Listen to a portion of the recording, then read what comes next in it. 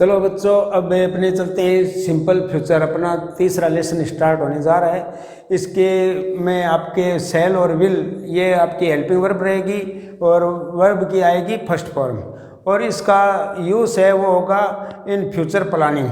जो कुछ भी आप भविष्य में करने जा रहे हो वो आप इस टेंस के माध्यम से बता सकते हो। भविष्य में कोई भी क्रिया होने वाली है उसको आप इस टेंस से बताओगे। तो इस टेंस में क्या होगा कि इस दो ही अपने हेल्पिंग वर्ब में सेल और विल, तो आई और वी दो ही ऐसे सब्जेक्ट हैं जिनमें सेल आएगा, और बाकी जितने भी आपके सब्जेक्ट हैं आपको ये ध्यान नहीं रखना प्लूरल या सिंगुलर। इस टेंस में प्लूरल सिंगुलर का ध्यान नहीं रखना है। इसमें आपको सिर्फ और सिर्फ आई और वी दो ही सब्जेक्ट का ध्यान रखना है। आई वी दो में आपके सेल आएगा और बाकी जितने भी सब्जेक्ट हैं उनमें विल आएगा, चाहे वो सिंगुलर हो चाहे प्लूरल हो, चाहे वो वी आई और वी को छोड़ करके यू हो, दे हो, ही हो, सी हो, इट हो या प्लूरल हो, कुछ भी हो, विल ही आएगा। ये अन्य में विल आएगा। तो कीवर्ड्स अपने हो गए टुमारो और नेक्स्ट प्लस टाइम। आपको पता है टुमारो यानी आने वाला कल, ये भविष्य की बात बताएगा। नहीं सकते कीवर्ड देख दे आपको पता लग जाएगा कि समय कौन सा है, और समय के आधार पर ये आपकी टेंस है। तो टुमारो का अर्थ हो गया आने वाला कल, तो आएगा यानी सेल और विल। आपको पता है गा गे की अर्थ है सेल और विल से निकलता है। तो टुमारो और नेक्स्ट प्लस टाइम, नेक्स्ट का अर्थ हो गया अगला समय। अब टाइम में आप कोई भी टाइम रख दो, नेक्स्ट मॉर्निंग रख दो, नेक्स्ट इवनिंग रख दो, नेक्स्ट ईयर लिख दो, नेक्स्ट मंथ लिख दो, नेक्स्ट संडे मंडे, कुछ भी लिख दो, यानी नेक्स्ट प्लस टाइम। जैसे आपके उस फर्स्ट फॉर्म वाले में एवरी प्लस टाइम था कि एवरी मंडे, तो उसमें फर्स्ट फॉर्म थी, वैसे इसमें नेक्स्ट प्लस टाइम है। और इस नेक्स्ट प्लस टाइम में सेल और विल फर्स्ट फॉर्म आएगी। तो अब अपने एग्जांपल लेते हैं। देखो इसके, आपको पता है आई और वी दो में ही सेल आता है, बाकी में विल आता है। तो ये तो आपने देख लिया टुमारो शब्द से। टुमारो का अर्थ है आने वाला कल। आने वाला कल तो आएगा, यानी अभी तक आया नहीं है, आएगा यानी भविष्य की बात है। तो सीधी सी बात है सेल या विल में से एक आएगा, और आई करता होने के कारण, सब्जेक्ट आई होने के कारण आप इसमें सेल भरोगे, और आप भरोगे I shall go to Delhi tomorrow. तो यहाँ आ गया सेल गो, ये देखो ये आ गया सेल गो, ये आप भरोगे यानी सेल गो। इसी प्रकार अपने सेकंड एग्जांपल लेते हैं जिसमें आया है फ्रेंडली मैच खेलेंगे नेक्स्ट संडे को। नेक्स्ट संडे को फ्रेंडली मैच खेलेंगे, तो नेक्स्ट संडे यानी अगले रविवार। तो अगला रविवार तो अभी आया नहीं, आएगा, तो आएगा इसको मतलब आगे की यानी सेल या विल में से एक आएगा। तो आपने देखा कि दे है, तो आई और वी के अलावा सभी में विल आता है, तो दे में क्या आएगा, विल आएगा। तो ये विल आ गया। और वर्ब की फर्स्ट फॉर्म तो आपको पता है ब्रैकेट में दी होती है, वही होती है, तो आपने भर दिया प्ले। इस प्रकार से विल प्ले आ गया, they will play a friendly match और नेक्स्ट संडे। इस प्रकार से आपने, अब लेते हैं थर्ड एग्जाम्पल में। थर्ड एग्जाम्पल में क्या आ गया, टुमारो आ गया। तो टुमारो में क्या है, आने वाला कल आएगा, आया नहीं अभी तक, तो आया नहीं, तो सेल या विल आप भरोगे। तो हेल्पिंग वर्ब के रूप में यू है करता इसमें, तो आई और वी दो के अलावा सभी में विल आता है, इसलिए इसमें क्या आएगा, विल आएगा। तो हमने ये भर दिया विल, और ये क्रिया की फर्स्ट फॉर्म भर दी हमने हेल्प। तो will you help me tomorrow, क्या तुम मेरी कल सहायता करोगे। तो ये इसके कारण प्रश्नवाचक हो चाहे कुछ भी हो, सेल विल और वर्ब की फर्स्ट फॉर्म। अब आपने देखा फोर्थ में क्या है, सब्जेक्ट वी है, और आपने कीवर्ड कौन सा देखा, नेक्स्ट ईयर, या नेक्स्ट ईयर है अगला साल तो आएगा, अभी आया नहीं, तो स्वाभाविक है आएगा, गागी यानी सेल या विल में से एक आएगा। तो आपने देखा कर्ता दो ही हैं जो सेल लेते हैं, वो कौन से हैं, याद है, आई और वी। तो यहाँ क्या है, वी है, तो वी क्या लेगा, वी लेगा सेल। तो हमने इसमें भरा सेल, और क्रिया की फर्स्ट फॉर्म जो कि ब्रैकेट में दी होती है, तो सेल और ओपन। तो ये हो गया आपका वी सेल ओपन, हम खोलेंगे एक नया स्कूल नेक्स्ट ईयर, अगले साल हम एक नया स्कूल खोलेंगे। इस प्रकार से आपने देखा कि सिर्फ और सिर्फ आपको दो ही कीवर्ड इसमें रखने याद है। पहले वाले टेंस में ज़्यादा थे लेकिन इसमें सिर्फ दो, टुमारो और नेक्स्ट प्लस टाइम। इन दो शब्दों को देखते ही आपके दिमाग में तुरंत आ जाना चाहिए शैल या विल। और अब कर्ता यदि आई भी है तो शैल और बाकी के साथ हमने विल लगाया और वर्ब की हमने फर्स्ट फॉर्म लगाई। इस प्रकार से आपका ये टेंस भी कंप्लीट होता है। ठीक है dear student, you are welcome in our SME classes. This is the third lesson of SME classes about the tenses. At first we will see revision of the two tenses, simple present and simple past. तो यहाँ पर आपके कुछ वाक्य लिखे हुए हैं जो पिछले दो टेंसों के मिक्स हैं।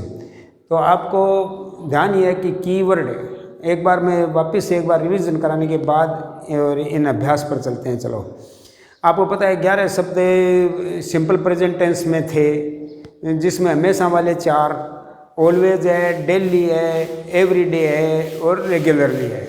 याद है ना वो 4 हमेशा वाले, ऑलवेज है, डेली है, रेगुलरली है और एवरीडे है।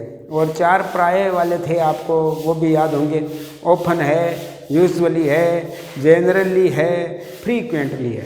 और उसके बाद में आपने देखा नेवर है, सेल्डम है और एवरी प्लस टाइम है। इन सब में क्रिया की वर्ब की फर्स्ट फॉर्म और या यदि सिंगुलर करता है और तो फिर वर्ब की फर्स्ट फॉर्म प्लस एस और ईएस और आ जाता है। तो ये आपने देखा।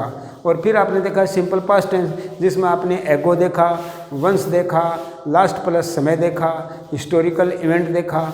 और इनके साथ यदि पास्ट टाइम हो जैसे इन 1990, इन 1992 इस प्रकार के वाक्य हों जिनमें इनके बाद में पास्ट टेंस का कोई आए तो फिर आपको सेकंड फॉर्म आती है या प्रश्नवाचक डिड से बनता है। तो चलो लेट्स गो अहेड। तो पहले वाक्य में देखो आपने कीवर्ड देखो, पूरा वाक्य पढ़ा आपने तो आपको कीवर्ड दिखाई दिया इन द मॉर्निंग डेली, ये कीवर्ड आपको दिखाई दिया। तो इन द मॉर्निंग डेली ये आपको बताता है एक प्रकार से कि टेंस है वो वर्ब की फर्स्ट फॉर्म वाला या एस या ईएस वाला है। तो कर्ता देखो कौन है, यू है। और आपने देखा प्रश्नवाचक चिन्ह लगा है तो प्रश्नवाचक के वाक्य आपको पता है डू और डज से बनते हैं। तो यू है तो यू को आपको पता है प्लूरल वाले ग्रुप में है तो डू से बनेगा। तो डू यू और क्रिया की फर्स्ट फॉर्म सीधी सीधी आएगी प्लूरल का गेटअप। तो डू यू गेटअप ऐसे हो जाएगा ये, do you getup early in the morning और डेली। इसी प्रकार से आपने दूसरा वाक्य देखा, दूसरे वाक्य में क्या है, मंडे दिया हुआ है।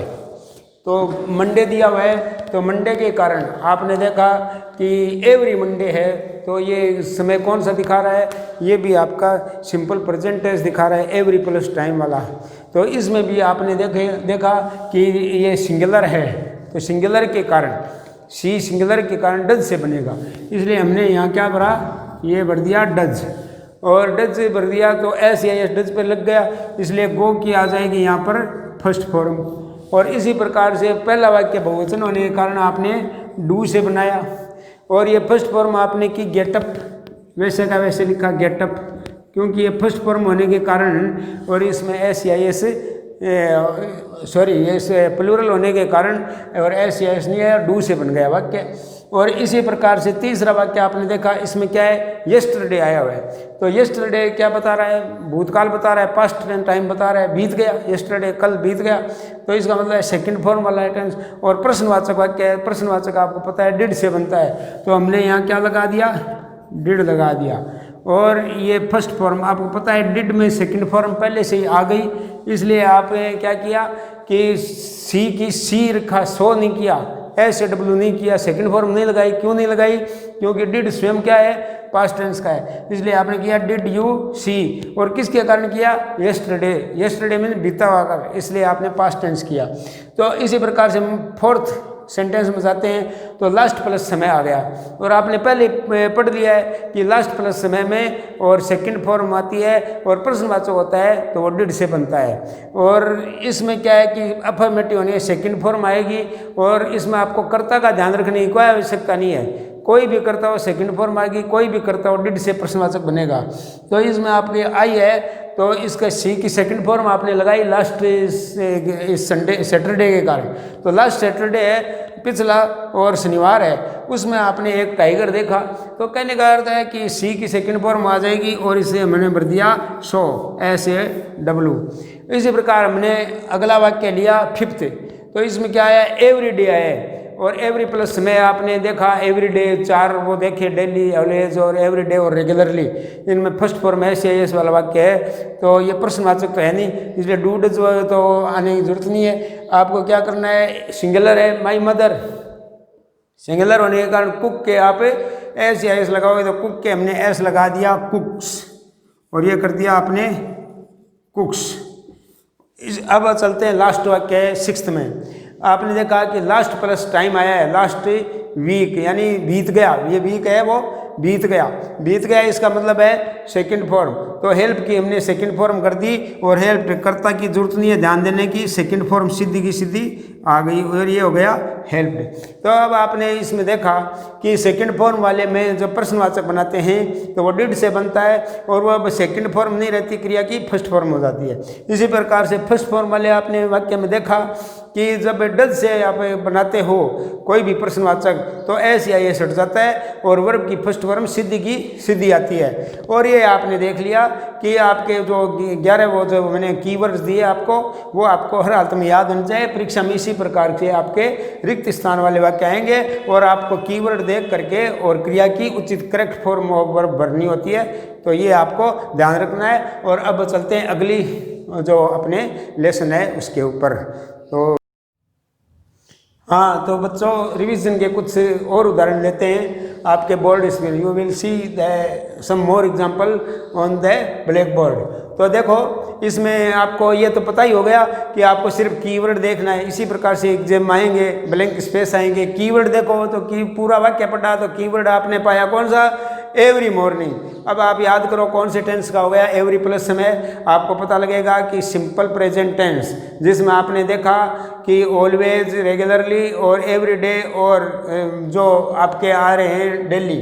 तो इनमें फर्स्ट फॉर्म SAS तो आपको पता है कि कर्ता कौन है, कर्ता यू है। आपको पता है I you we they और प्लूरल में। और आपको क्या करना होता है, यदि प्रश्नवाचक होता है तो डू से बनता है और साधारण वाक्य होता है तो सिद्धि क्रिया की फर्स्ट फॉर्म आती है। तो हम इसको प्रश्नवाचक बनाएंगे इसलिए इसमें क्या लिखेंगे, डू। और वर्ब की फर्स्ट फॉर्म लर्न की लर्न, ये आ गया।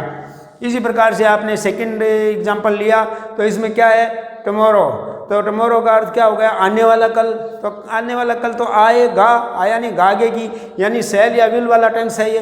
तो सेल और विल तो आपको पता है आई और वी दो के साथ सेल और बाकी सब के साथ विल लगता है। तो आप इसमें वी है, आपने देखा सब्जेक्ट क्या है, वी है, तो आपको सेल लगाना है। वर्ब की फर्स्ट फॉर्म तो ये हमने लगा दिया सेल और वर्ब की फर्स्ट फॉर्म हो गई स्टार्ट, जो कि इसमें दी हुई है।